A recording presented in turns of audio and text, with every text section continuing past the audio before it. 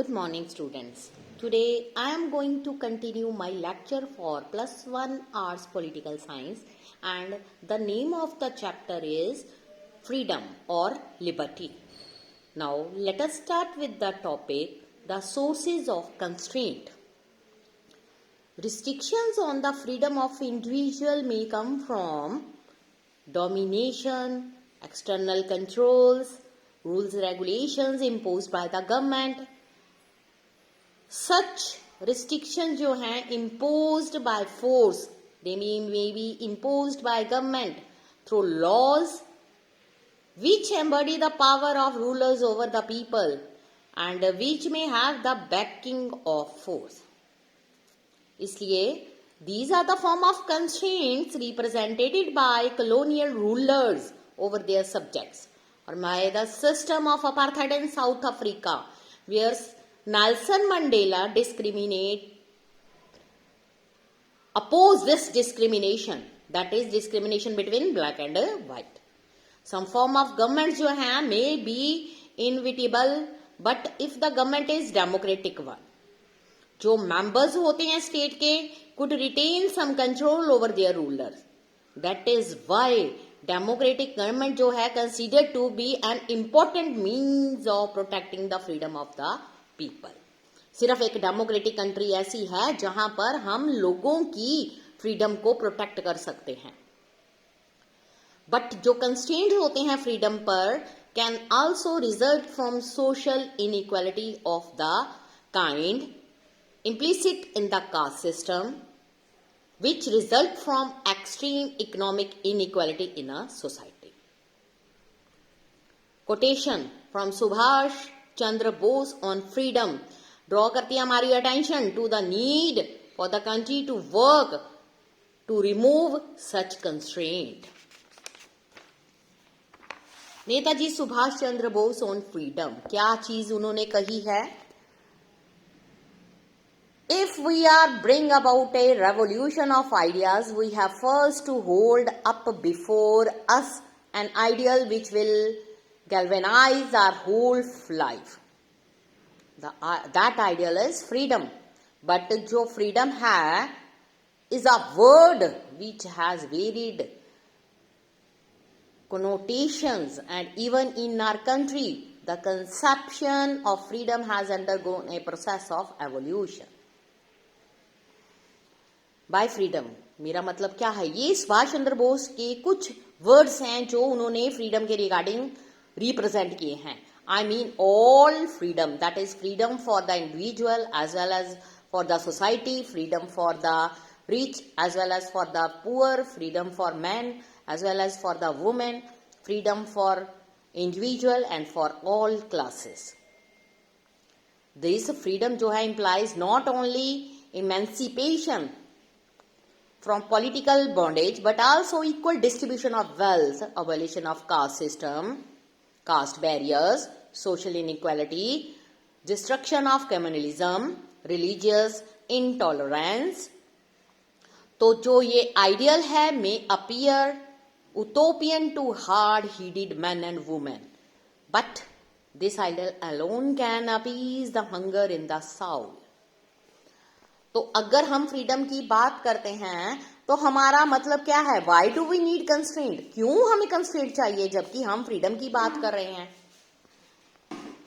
तो इसमें यह बताया गया है we can not live in a world where there are no constraint, जहां पर किसी तरह के कोई कंस्ट्रेंट नहीं है. वी नीड कुछ कंस्ट्रेंट ऐसे हैं जो हमारी फ्रीडम के लिए चाहिए. Differences may exist between people regarding their ideas and opinions. बहुत सारे ideas, opinion ऐसे हैं जो हमें need है. They may have conflicting ambitions. They may compete to central scarce resources. There are numerous reasons why जो disagreement है develop in a society which may express themselves through open conflict. ये क्यों चीजें ऐसी हैं जो हमारी कंट्री और हमारी सोसाइटी में ऐसे हैपनिंग हो रही हैं? हम बहुत सारे लोगों को अपनी सोसाइटी में देखते हैं जो बिना किसी कारण के एक दूसरे के साथ फाइट करते हैं। कई बार ऐसा होता है, कुछ रीजन ऐसे होते हैं, ranging from the serious to the trivial, रेग while driving on the road, fighting over parking spaces, quarrels over housing, land, disagreement regarding whether particular film should be screened or not. ये चीजें चलती जाएंगी, but इसको कैसे दूर किया जाए? ऑल दिस और अदर जो इश्यूज हैं वो कंफ्लिक्ट क्रिएट करते हैं, वायलेंस क्रिएट करते हैं, परहैप्स कई बार लॉस ऑफ लाइफ भी हो जाता है। देयरफॉर जो सोसाइटी है उसको कुछ मैकेनिज्म चाहिए जो कंट्रोल कर सकें वायलेंस को, सेटल कर सकें डिस्प्यूट्स को। So long as we are able to respect each other's view, do not impact और impose our views on other, we may be able to live freely, minimum constraints. अगर हम free society की बात करते हैं, free society should be able to hold our views, develop our own rules of living and pursue our choices.